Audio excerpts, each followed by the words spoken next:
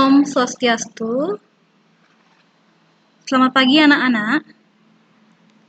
Bagaimana kabarnya? Semoga semuanya dalam keadaan sehat selalu, nggih. Jadi pertama-tama, Ibu mengucapkan selamat datang dan selamat bergabung di keluarga besar SMPN 7 Mengwi.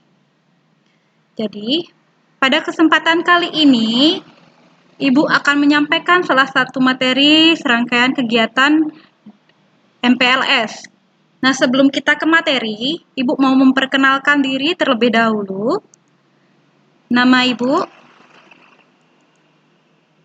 Niluh Putu Sumariantini. Seperti yang anak-anak bisa lihat di biodata Ibu, itu ada nama, tempat tanggal lahir Ibu, agama, nomor HP, alamat, dan mapel yang Ibu ampu. Jadi, kesehariannya Ibu mengajar mata pelajaran matematika.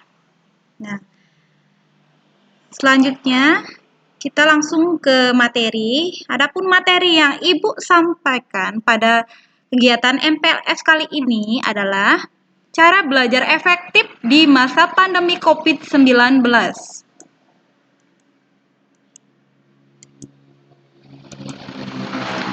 Nah, pembelajaran di masa pandemi COVID-19. Anak-anak sudah seringkali mendengar kata virus corona.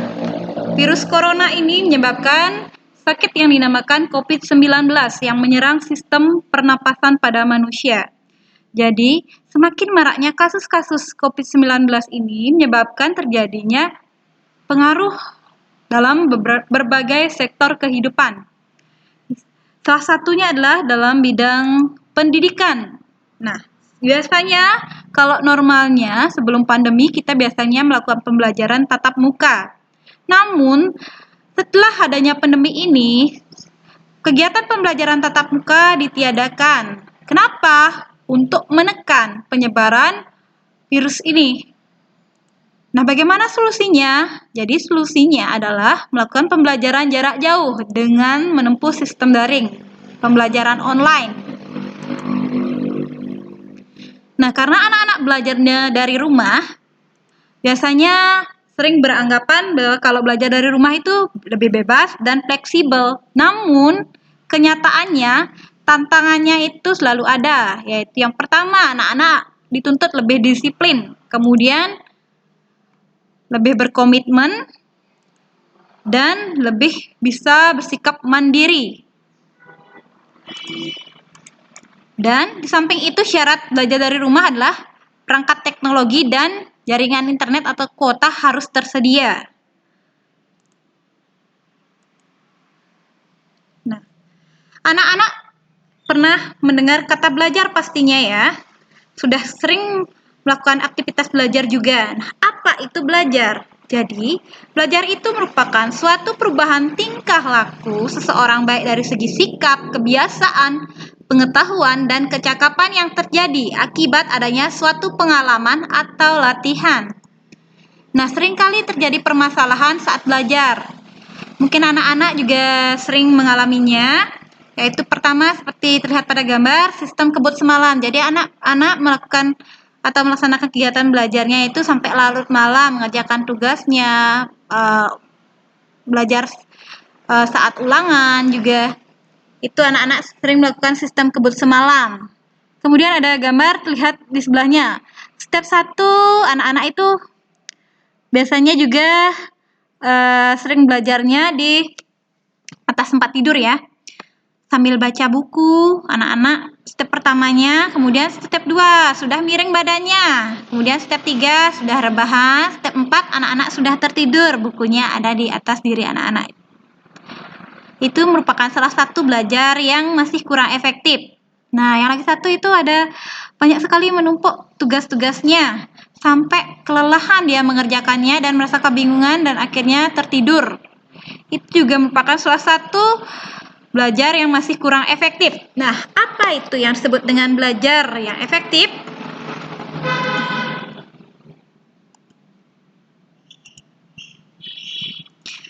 Belajar efektif yaitu belajar yang menyenangkan, kemudian terjadwal dengan baik, tidak memakan banyak waktu, dan mencapai hasil yang maksimal.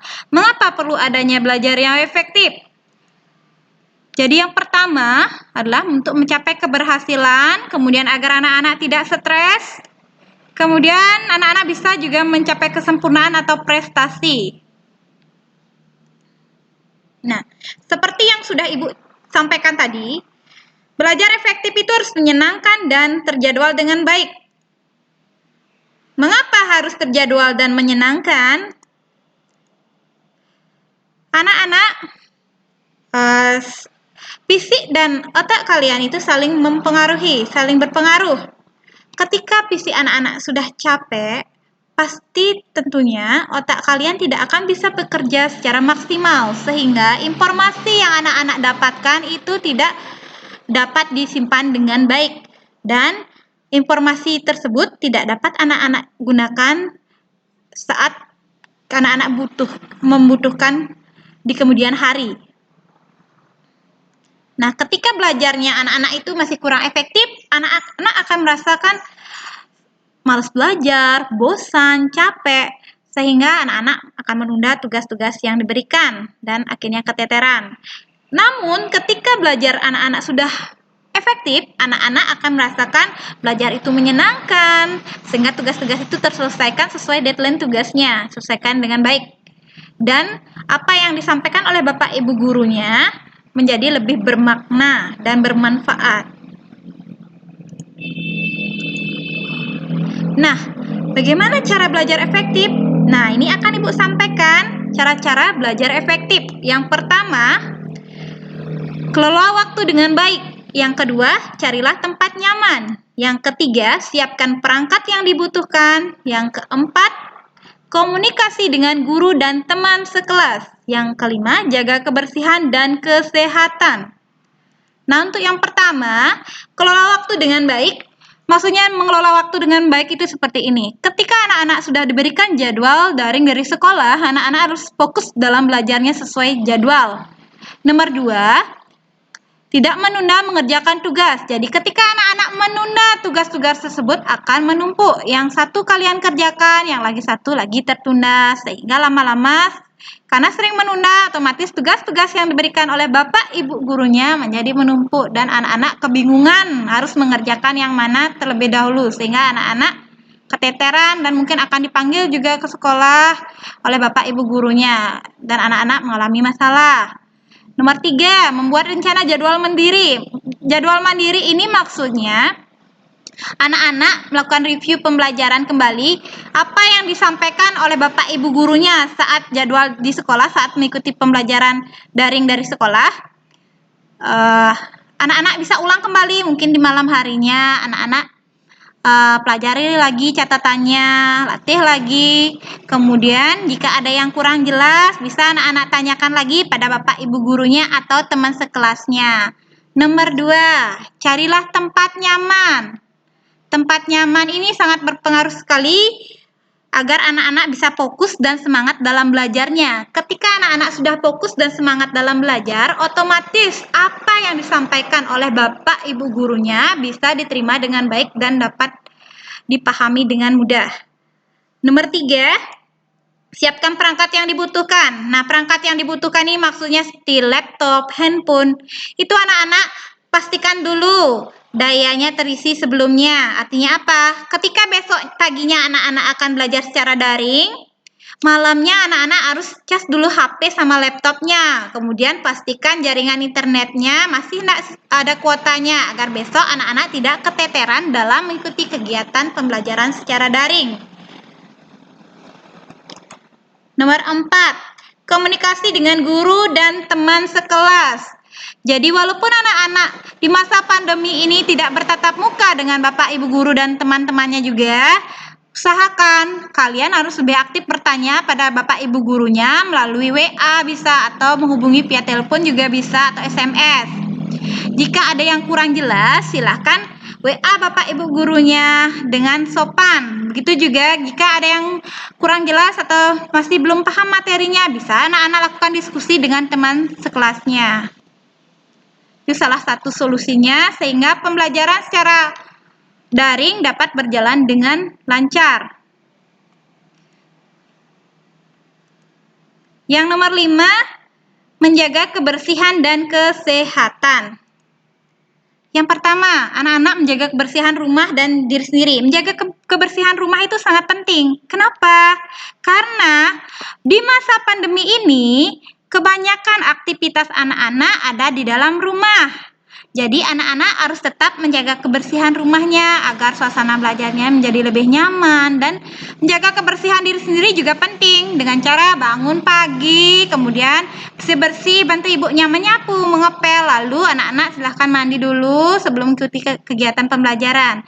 Kalau semuanya sudah bersih, maka otomatis apapun yang anak lakukan dapat berjalan dengan baik. Yang kedua, anak harus sarapan atau memakan makanan yang bergizi. Itu sangat mendukung proses kegiatan belajar secara daring. Ketika anak-anak lapar, otomatis otak kalian atau akan menjadi tidak fokus.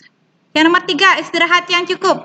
Nah, karena ini belajar dari rumah, anak harus pandai mengatur waktunya, pintar-pintar mengatur waktu, kapan waktunya bermain, kapan waktunya belajar, dan kapan waktunya istirahat.